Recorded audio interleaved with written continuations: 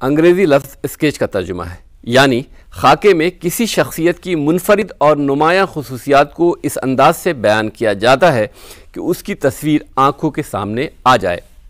خاکہ نگاری کسی انسان کے ظاہر اور باطن کی عکاسی کا نام ہے۔ یہاں ظاہر سے مراد وہ انسان ہے جس کا خاکہ لکھا گیا ہے۔ وہ کیسا دکھائی دیتا ہے، یعنی جسمانی لحاظ سے وہ کیسا ہے، اور اس کی پوشاک، گفتگو، اٹھنے بیٹھنے کا انداز اور لوگوں سے روابط رکھنے کے سلسلے میں اس کا برتاؤ کس نوعیت کا ہے۔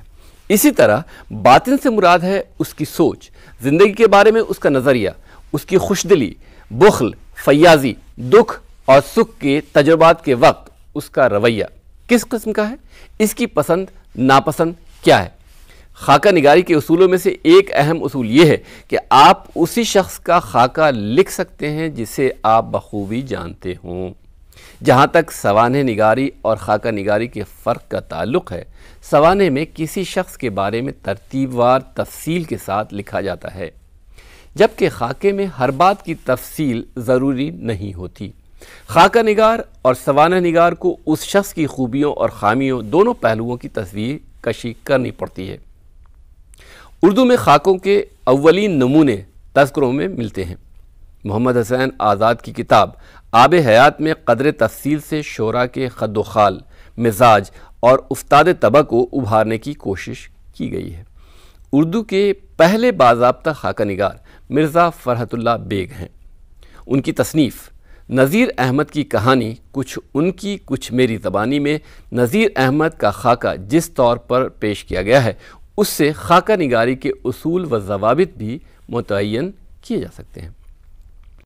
1941 میں ڈاکٹر سید عابد حسین کے ریڈیو پر پڑھے گئے خاکوں کا مجموعہ کیا خوب آدمی تھا شائع ہوا۔ بشیر احمد ہاشمی کے خاکے بعنوان گفت و شنید اور اس کے بعد مولوی عبدالحق کے خاکوں کی کتاب چند ہم عصر شائع ہوئی۔ اسی زمانے میں رشید احمد صدیقی کی ہم نفسان رفتہ بھی منظر عام پر آئی۔ سعادت حسن منٹو کے خاکوں کا مجموعہ گنج فرشتے ہے۔ اس میں انہوں نے افسانوی رنگ پیدا کیا ہے۔ عصمت چغتائی کا دوزخی بھی ایک نئے انداز کا خاکہ ہے۔ اعجاز حسین، خواجہ حسن نظامی، شوکت تھانوی اور شاہد احمد دہلوی کے خاکے بھی وقع خیال کیے جاتے ہیں۔ شاہد احمد دہلوی کا فن بہت پختہ ہے۔ وہ چہرہ شناس بھی ہیں اور شخصیت کی نفسیات یعنی مزاج اور افتاد کو بھی سمجھنے کی کامیاب کوشش بھی کرتے ہیں۔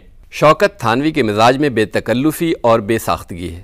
وہ اکثر شخصیت کے بہت سے پہلوؤں میں سے محض چند پر اکتفا کر لیتے ہیں اور انہی سے خاکے کو لالزار بنا دیتے ہیں۔ اشرف صبوحی کے خاکوں کا مجموعہ دلی کی چند عجیب ہستیاں بھی قابل ذکر ہیں۔ ان خاکوں میں تہذیبی زندگی کو ایک خاص پس منظر کے طور پر جگہ دی گئی ہے۔ علی جواز زیدی کے خاکوں کے مجموعے آپ سے ملیے میں کسی شخص کے مطالعے میں وہ حد احتیاط کو کبھی عبور نہیں کرتے۔ ان کے یہاں مزاح کا تاثر کہیں کہیں ایک چمک سی پیدا کر دیتا ہے۔ مزاح کا یہ تاثر شفیقہ فرحت کے خاکوں میں بھی دیکھا جا سکتا ہے۔ تخلص بھوپالی، یوسف ناظم، ضیاء الدین احمد برنی، محمد طفیل، احمد بشیر، مجتبیٰ حسین، انور ظہیر خان، ندا فاضلی وغیرہ نے بھی دلچسپ خاکے لکھے ہیں۔